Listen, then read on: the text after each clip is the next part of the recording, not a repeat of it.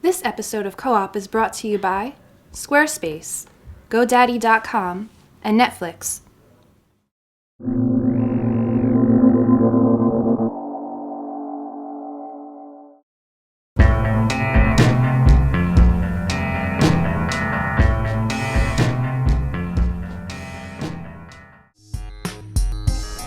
That's our crotch shot. Wow.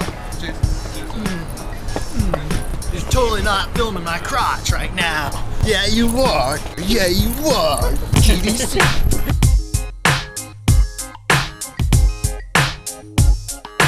So right now we're going up the escalator. Going up, not down. This is the most exciting part of GDC. This is one of my favorite parts, actually. I love the escalators. Oh God. This is the end.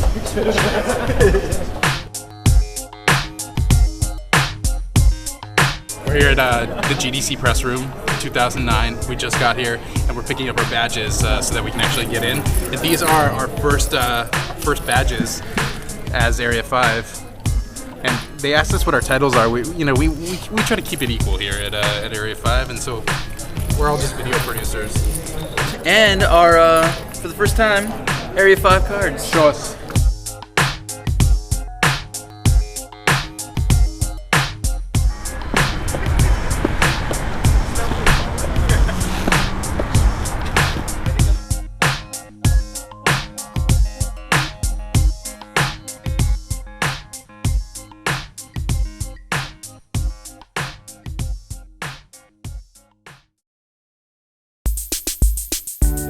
The thing I like about you most is you'd run away with me.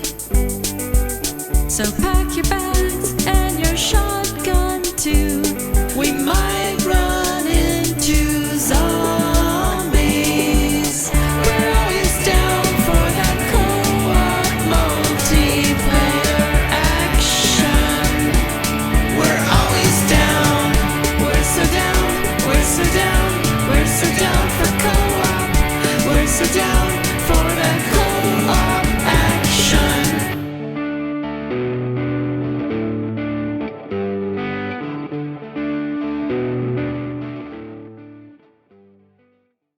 This segment is brought to you by Squarespace.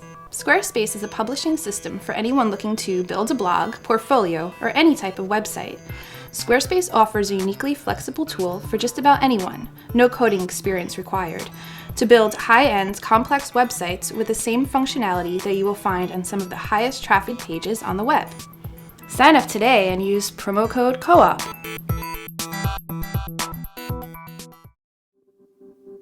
The indie sessions are earlier in the week. Yeah, so Those that was the first thing we did when we got here, was go listen to how to be an indie businessman. Yeah. All of them sitting up there were so transparent about their business, about like the type of royalties that we're pulling in, and how many units that they were selling. And I think for so many other kids who are trying to do what they're doing, who are trying to be like that game company or any of the other indie guys that have managed to make like a full business out of it, I think it's great that they're sharing that information. There's a lot of divisions in gaming right now, and one of the big divisions is the closed systems that are Nintendo, Microsoft, and Sony, and then the open systems that are iPhone, Facebook, OpenID, and like all the indie guys are saying, why are we trying to create something and drag people into it when there's something where everyone is already? We can just go take our content there. Yeah. And it's such a progressive, like cool approach to it, and clearly the future. And it just makes you look at like, why the hell is Sony trying to build out PlayStation Network? Right. Or why is Nintendo, why isn't one of these guys saying, let's just use Facebook Connect as our social network on our console? Because they're not hung up by the proprietary nature of anything. It's just like, we know that we can connect you to all your friends by this system that already exists.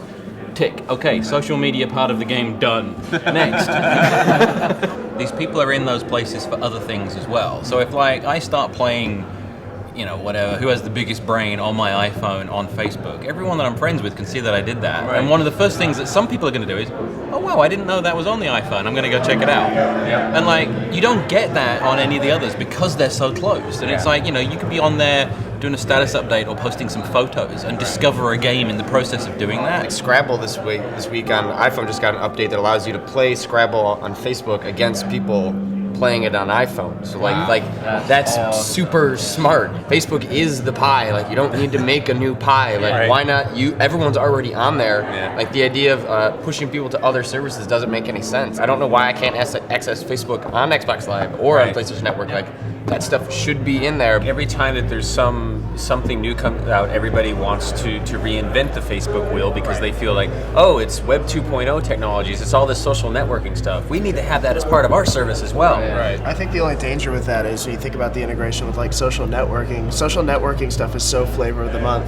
I mean, you look at like 3 years ago, 4 years ago, where MySpace was, and you compare that to like what MySpace is up to now, and like where Facebook is. And I feel like there's like there's a peak point, and then the next big thing is going to come along. By the time a Sony or a Microsoft or a Nintendo sit around and tweak all this stuff, we're all going to be on to the next big thing. The opposite is also true, where if, for example, if the Facebook was the back end of the Wii, then it would extend the lifespan of Facebook because, hey, it's already on Wii too, I might as well, just keep using that one. And speaking of video game consoles, who even knows if we'll even need those anymore after, this announcement of the, On Live?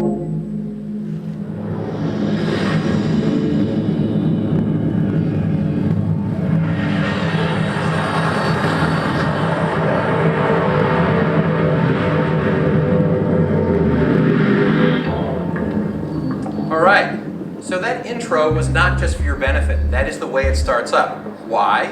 Because in the service you have wicked fast computers with a lot of 3D processing capability. I spent some time down there, and I actually, purely by accident, ended up talking to one of the engineers who's not a gamer, but was brought in because he was a distributed network engineer guy, and he was telling me about just how complex of an undertaking it is, and also how, in some ways, the service is a long way ahead of the infrastructure right now. What is clear is if you have, the baseline, AT&T DSL service, this is just not a practical option right now. If you have blazing fast internet, both up and down, because you need both, it's great. And then the servers talking to each other, so for the multiplayer stuff, the back end is working very efficiently, but all of the bottleneck is between you and the server and it pinging you back. My stuff is where all my saved games are. They carry with me through each experience, whether I'm on the television or the PC or the Mac. So I think Crysis, a game from Electronic Arts, which I think everyone knows is a very high-end game, never ever could run on a very low-end sub $700 PC. Now all of a sudden, in my saved games, I've got a version of Crysis. So here we are, running on a low-end laptop in 720p, and I think you can see that the graphics are absolutely stunning. But I think, a lot of it is just showing that it can be done. Someone is going to buy this service, so they can say, we're just going to sell it to you direct.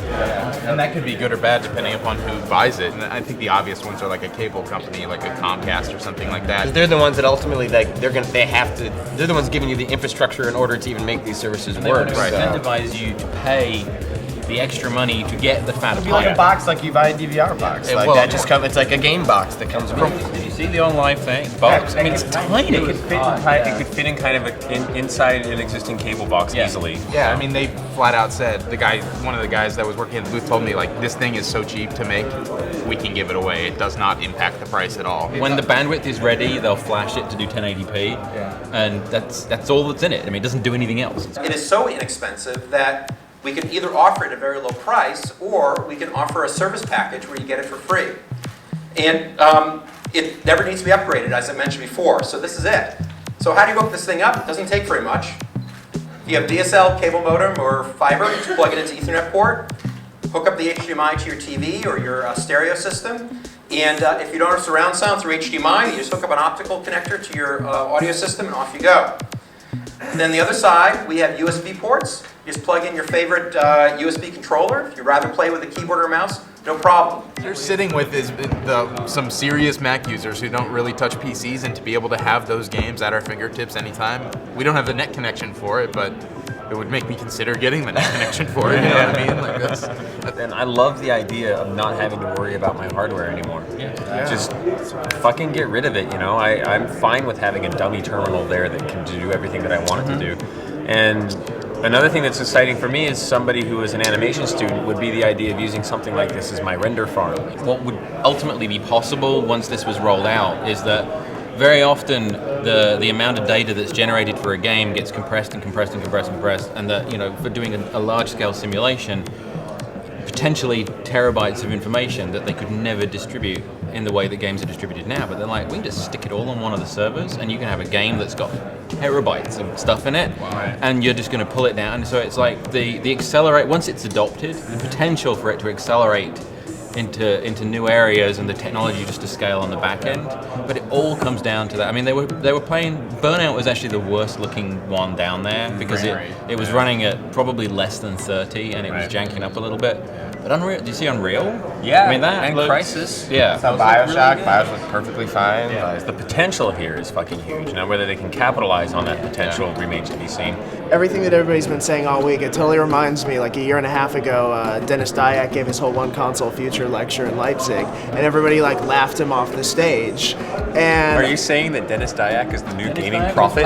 No, because if Dennis Dyack had said it's a no console future, then he would have been more correct. I guess. I had a snapping point at E3 last year. It was like I just looked around at all the games I was seeing, and I just thought, God, it would be so much easier if there was just one platform to manage this shit. For fuck's sake, so we can get back to just talking about games instead of talking about what we play them on, then like that's a step in the right direction. Maybe Sony and Microsoft Game Studios, you know, they can stop losing money on their consoles and they can focus exclusively on software. If I'm a fan of Sony games, I'm a fan of Sony games, and I'm not devoted or locked into their particular console. And it makes me wonder if that's something that would be appealing to these guys, or if they're going to do everything that they can to protect their existing platform investments. If normal ass console hardware is unnecessary, maybe you have to make something different that's actually cool and unique. Like, we were looking at some indie games and Fresh came over and said, dude, did you go by the Sony booth?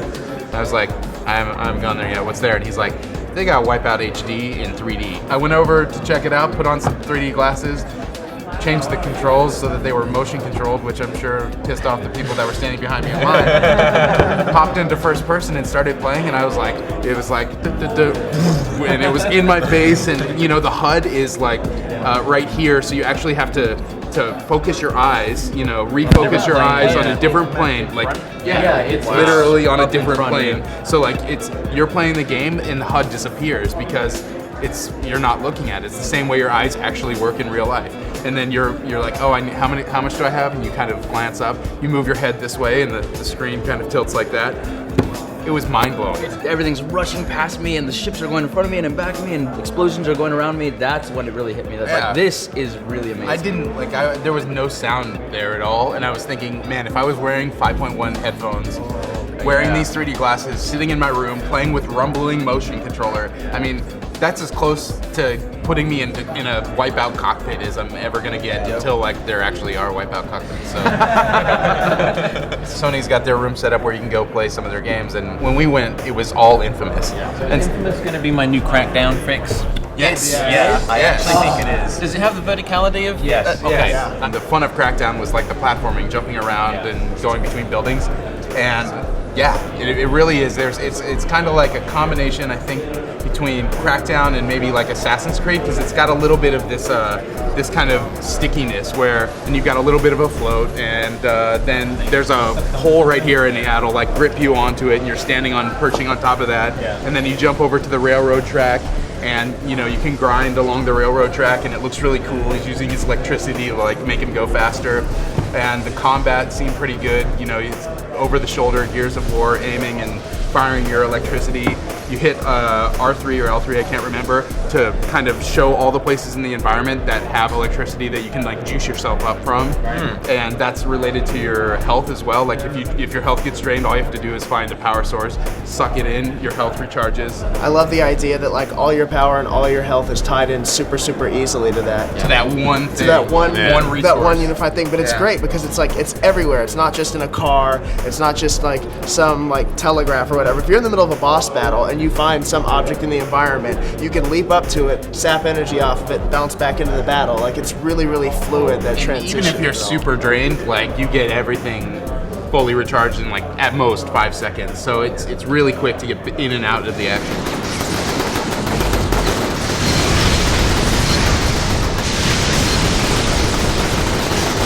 the idea that they gave us this demo as the evil character, I thought was a great choice, because they know damn well most people aren't going to play it as evil. Everybody always plays their game character as the good guy. So the idea that they are immediately like, here's this guy, he looks all kind of Sith-like and kind of dark.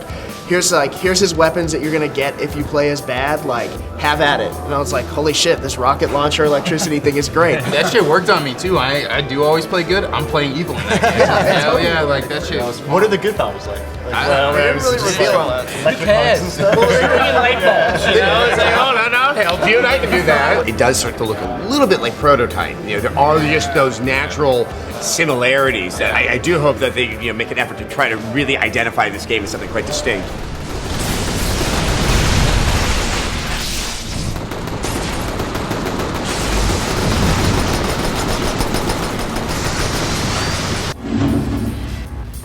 I love freedom of movement in your game, you know? Because the most frustrating thing is to run into invisible walls or to run into something that keeps you from going high or jumping far, you know? Or to stop and shit. Right. I don't know, maybe that's me. Maybe that's me. I don't know. I like stopping and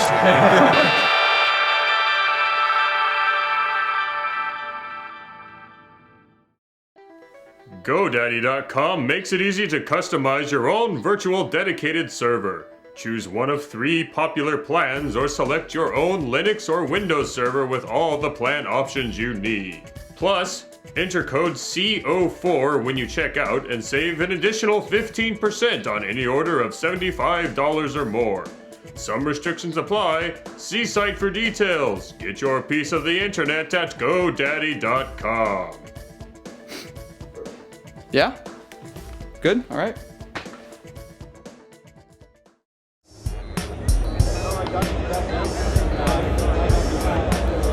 So I don't know how we got here. Ordinarily we would be out there in the normal crowds with the normal ass people, but somehow Fresh got us a seat at the table in the front of the IGF Awards. So here we are. I mean, I'm just glad I get to drink a cup of water instead of sitting there all thirsty in the crowd with everyone else. This is pretty awesome. I'm a huge fan of independent games. We all are. And all the other previous GDCs, we've only kind of been able to dabble in each of the really cool things that are going on. So to be able to sit down at the award show, I've never been able to be here before, never been able to see it live. It's rare that a video game award show feels like a real award show. Yeah. And this one has tables and alcohol and stuff. And so, like... Jason. What's up, dude? What do you have to say? Pretty much slim pickings on the drink beverages. I got a Budweiser here, and not much for the... I'm set with this. I spent nothing today. Pretty much nothing. And that's 2 days. No, yeah, 3 days where I haven't spent anything on it. But yeah, here we are. IGF Awards. GDC 2009. It's nice. I'm excited. The best student game goes to Tag Power.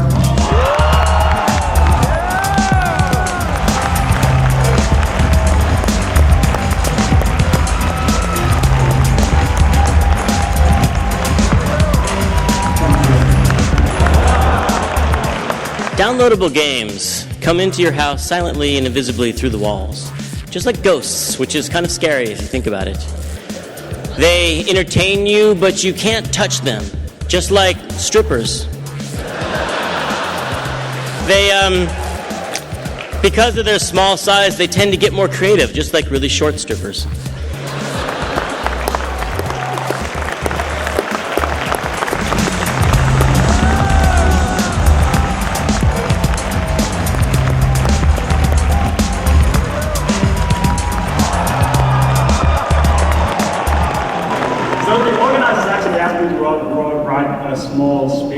About what the IGF means to me, and they told me that I can use crayons and it has to be longer than 2 words and there can be no explicit language. So basically they don't want me to say fuck yeah on stage. Which is kind of a shame because those 2 words communicate most efficiently what the IGF is all about.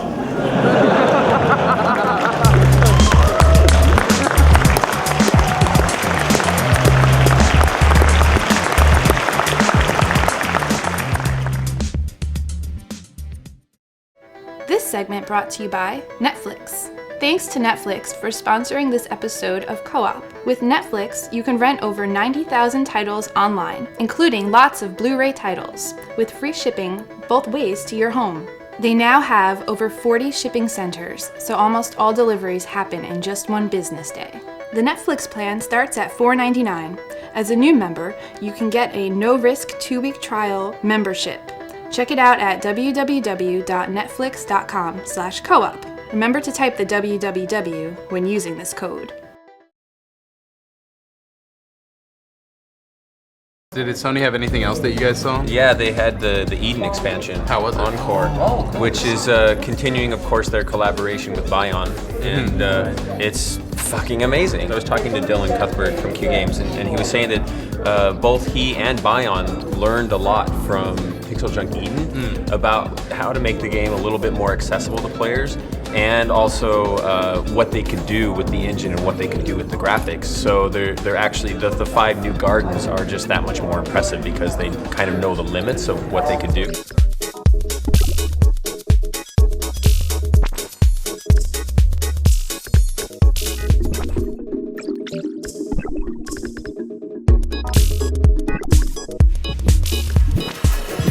Sony had a couple other things here that I thought were really amazing. I finally got a chance to check out Fat Princess today, and that game is good. Oh, hey Jeff, what's going on? Here sometimes. Awesome. You played Fat Princess today too. I did, yeah. It's fun. Yeah, it's fun. It's silly fun. I love the voiceover. You know, it's so good. It's great. Is it multiplayer only? Like, what's the deal? It has both, but the multiplayer is 16 on 16. Nice. Which is fucking great. Wow, and it's it's kind of like being in a real-time strategy game where everybody can be individual players. You can actually take on any of the roles. So you can walk up to any of the buildings, and they have hats that drop on the ground. You can put on the wizard hat, and then you're the wizard class. And if you're into the field and you knock out one of their guys, let's say that they have a level 3 warrior or something like that, and your team only has level 1, if you kill them, they drop their hat, and then you can go pick up the other team's hat, and then you become a level 3 warrior. And the reason why the game is called Fat Princess, and this is fucking genius, is that the princess in it, and she's fat. She doesn't start skinny. You shove cake in her cake hole, and then that makes her much more difficult to move around the map. So if she's on your team, you want to make her as fat as possible, so that it's more difficult to steal her away. The red team and the blue team have each captured each other's princess. So it's a capture the flag where you need to take your princess back to your castle. Right. So the fatter she is, the more of the team have to carry her at the same time, and the slower they move.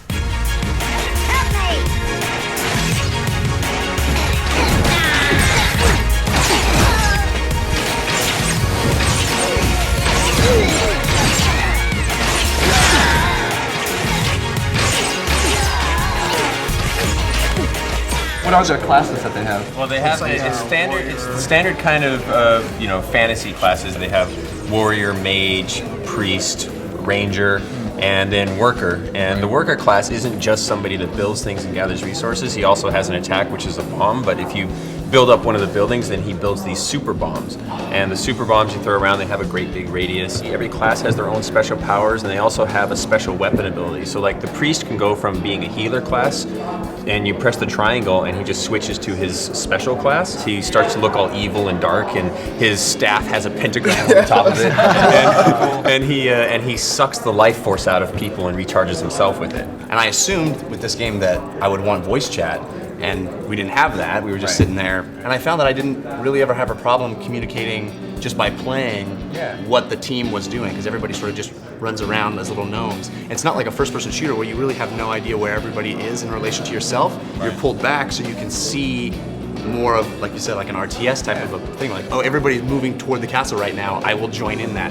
The aesthetics, the simple line drawings makes it easier to figure out what's going on. I think for like some outside observers watching StarCraft, it's like, oh yes, things are shooting at other things. That's pretty much all I can glean out of that. And so again, you don't need to have the voice chat to get a good sense of, okay, yeah. But it is in there, right? I heard it is in there. Okay, because when people had played it at E3 last year, that was one of the big complaints. At least, Shane Benhausen was like, "Oh, this game needs voice chat." Well, it's in there now, It's totally so if you need it, you can play with it. Is there going to be bot support and stuff? Yes. Okay. so you'll be playing 32-player matches. Yeah, exactly. I was a little worried when I heard that. I'm like, yeah, it's like, my mom.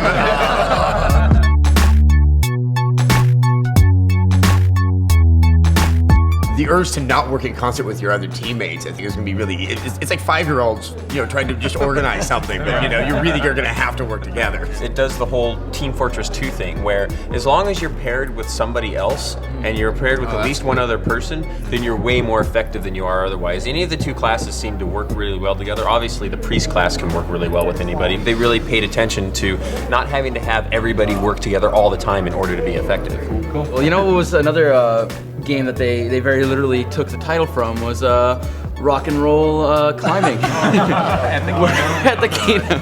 My friend Miguel Lopez put it best. He said it looked like a Honeycombs commercial from the 90s where, there's like, then the fact that you get to the top and do the guitar riff thing, I mean, we're telling a bunch of game designers that didn't go to the keynote last night about that presentation, and they were like, oh, I thought you were joking the entire time. No, it's fucking real. In a Simpsons episode. Yeah, exactly. Sans the violence, or the humor. I was looking at the DSi stuff, the DSiWare games, like that WarioWare game where, it's just basic WarioWare stuff, but you use your face and you move around. I was like, oh, that's kind of cool. And then at the end, when they play back the video of you doing the dumb things that you were doing, I was like, oh, that's fucking hilarious. I guess my one thing about the keynote is it seems so unfocused. I still don't understand the beginning when they decided to lecture everyone on their what they've learned from their development cycle, because everyone else is completely cash rich, so they can spend 5 years putting a game together. It really was. I was like, this is strange. We all know you can do that because you're Nintendo. Right? Did you guys start playing your Rhythm Heaven yet?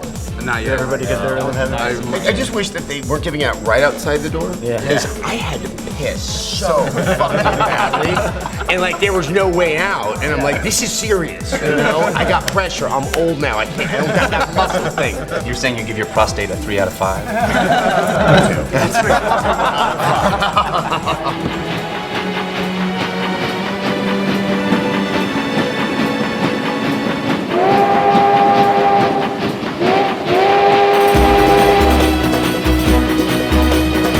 They also showed the next Zelda in the DS series. Spirit Tracks. There's motherfucking links on this motherfucking train.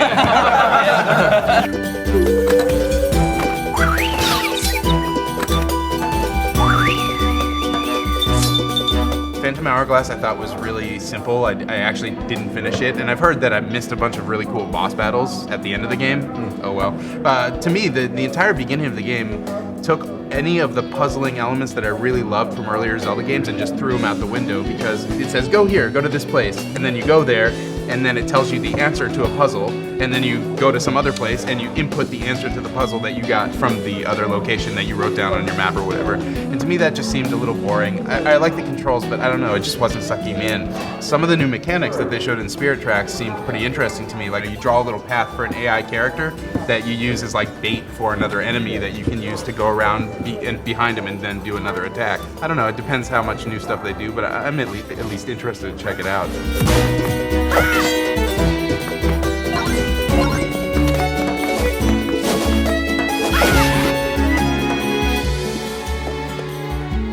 Before the conference, I didn't give a fuck about the DSi. I wasn't planning to get one, but after seeing a few things, I'm like, well, if I can get cool, bite-sized Nintendo games on the cheap, on the go, this might be worth it. Right now, if someone posts a tweet about some new iPhone game that I should be seeing, oh, this game's cool, $5, fuck, I usually buy it. Yeah. And I'll have it right away, and then I play it, and even if I only play it for a couple minutes, yeah, sometimes I regret it, sometimes I don't, but it's such a small cost of entry that it doesn't matter to me. I'm willing to try it out as long as someone who I respect has told me that it's worth trying out. So I want Nintendo versions of that experience. When you think about the install base for the Wii, they're not like us.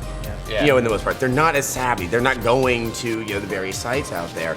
I'm just not personally aware of Nintendo really stepping forward and saying, "Hey, we got this great lineup that's coming out in March or whatever." If you make the correlation between buying music and it's the same way now with games. You can spend 99 cents or $2.99 and get a game that's a bite-sized game and do it in the same way basically you buy stuff on iTunes. I think that's an easily explainable concept to an audience. Yeah, that's true. I just wish that, like John was saying, that there was a bit more marketing and promotion out for these titles. I mean, we just last week on our show covered World of Goo, and the reason that we're covering it so late is because we missed it. And I was really glad that I took the time out to play it, because that game is really wonderful. A lot of people with Wii's that only ever click on that box in the top left-hand corner. They never touch anything else on that menu. And I'm sure with the DSi, it's going to be the same way. Yep. Did you guys play Braid? Of course. See, because Microsoft let us know that Braid existed. Yeah. I mean, that was the thing. It was like, yeah, I didn't know that World of Goo had finally hit Wii. Yeah. Right. It's just that.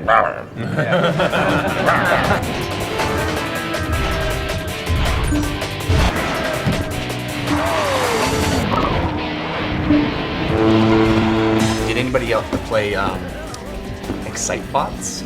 No. I'm gonna cop to the fact that I actually thought it was cool. I watched somebody play for a while. It was pretty neat. If I was 8, I would really think it was cool. Yeah. You know, it's Mario Kart plus Transformers with sandwiches. Plus MotorStorm. It's awesome. Really, what they should have had at the launch. I mean, I understood where they're going with Excite Truck, but Excite Truck. I'm just me. I know, but it doesn't grip me. Excite Bots. Hold on. Yeah. Robots already exciting, and you've doubled the excitement level on that right there.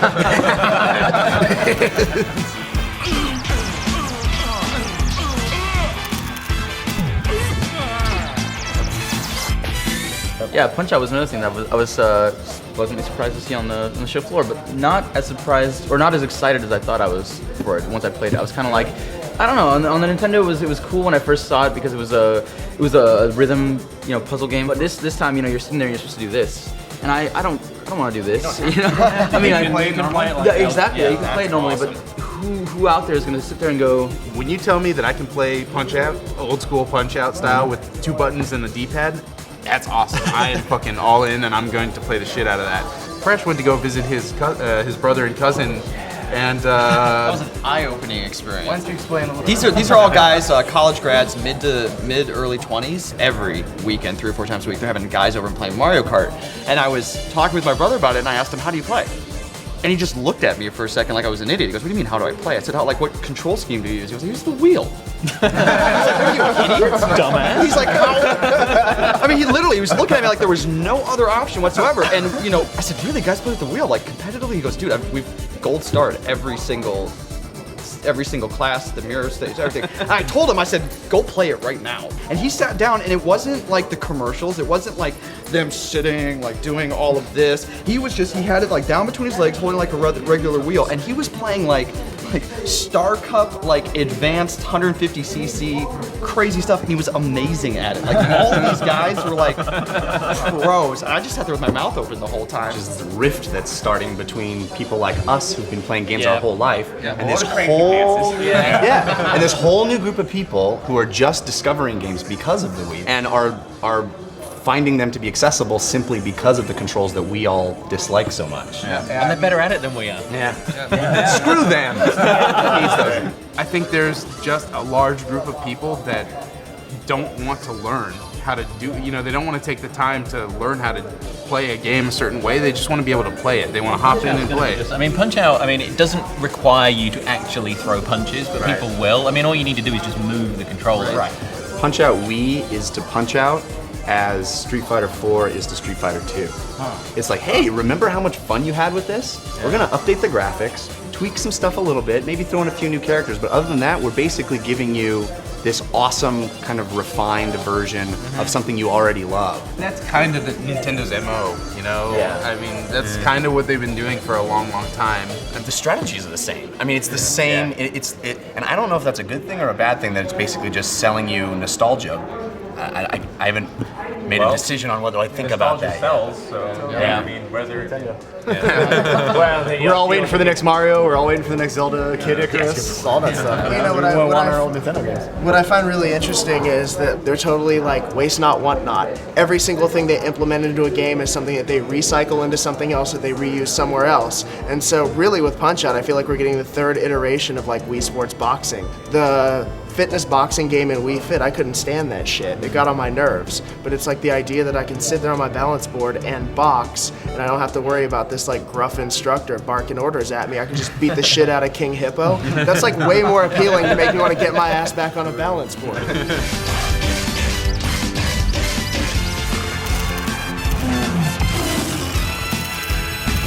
I don't know how much you guys have already talked about the IGF stuff. But that's the interesting thing for me about GDC is that it really draws a stark comparison between what we've seen before. You know, I can't tell you 6 or 7 third-person shooters that I've seen at the show that are indistinguishable from each other than the IP. And then this stuff that's happening with the Independent Games Festival where it's like, oh my god, this is such a breath of fresh air. Yeah, the whole IGF Pavilion, it really is the E3 for indie games, and having, you know, their tight-knit community all being in one place at the same time generates the kind of energy around it that I think is really important to make these games take off. And that changes the landscape for a whole, and this year it's no exception. I mean, did you guys play Tag at all? Awesome. Yeah. Awesome. Did you play The Unfinished Swan? Yep. No. Those two games are on some base level kind of similar. You know, they're both like a game where you shoot a paint gun and things happen, you explore the environment. But one game's very much like the artsy exploration version, and one is like more like a puzzle game. It's more like Portal. More like Portal, you know, and they're both awesome. And then there's all these other games that are completely different, and you know, even after last year where we saw tons of new games that were completely different, your mind is still blown when you go to the IGF this year and see the new entries. It's young people, it's a lot of students who are there to see what other people are doing. It's where the energy is. Yeah. And I just came from Activision actually, and was talking to the guys who are making Ultimate Alliance 2, and I was talking about how much fun I was having with the IGF stuff, and he said, oh yeah, we got our start in '98 because we won a couple of awards at the IGF. You know, it's like, that's what got us into the industry, and so it really works. It's like... Or now look at us, we have to trudge our way through So now they're making the next generation. A better example then is like last night at the awards ceremony when, you know, obviously Little Big Planet kind of swept it except for the Game of the Year award, but one of the times when they went up to accept, they said, you know, we really want to thank all these IGF people. I mean, I'm putting words in his mouth, but he basically said, we go there and we steal ideas. Like, lots of cool ideas come out of the IGF every year, and it's a breath of fresh air every time we see it, and that really inspires us like crazy, and we love it.